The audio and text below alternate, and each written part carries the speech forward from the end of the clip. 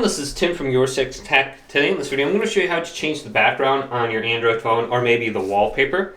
This is easy as you do, just swipe on down from the top and then go to settings. Now under here we want to go to wallpaper, home or lock screen. So you can see my lock screen on the left and then my home screen on the right. And we can make new wallpapers. We can go to my photos if we have photos under there. We can go to stylize, dynamic, or curated images. So if I go to dynamic, this is what I currently have on, I believe.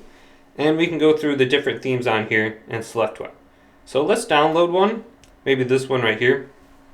And I believe it's downloading. I can't really see from this distance, but we should be able to just select it then. And it says resume download. Okay. Oh, I kind of want the whale one. That would be cool. So let's go ahead and download it. Let's see, it should be at the top here.